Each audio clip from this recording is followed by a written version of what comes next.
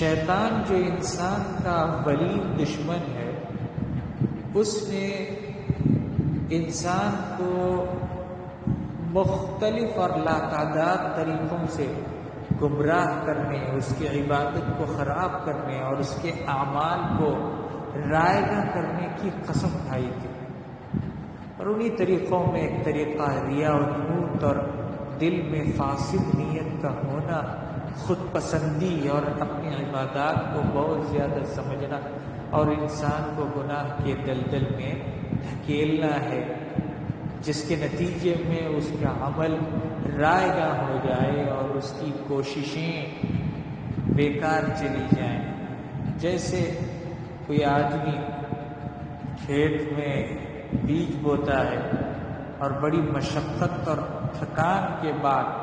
جب اس کے کاٹنے کا وقت آتا ہے تو اس کو کاٹنے کے بجائے اس میں وہ آگ کا انگارہ جلاتا ہے جو اس کو مکمل طور پر خاکستر کر دیتا ہے۔ اور جیسے صاف شفاف گلاس میں شیریں اور ٹھنڈا اور بے غبار پانی ہوتا ہے، اس کو ایک مٹی کا ٹکڑا ملوث اور گندا کر دیتا ہے اور گرا دیتا ہے، اور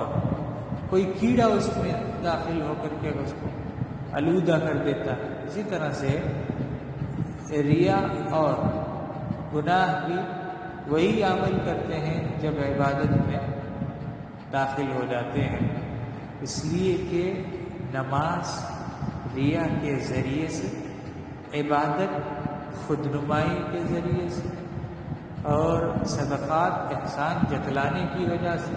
اور نیکیاں غیبت کرنے کی وجہ سے جل کر خاکستر ہو جاتی ہیں،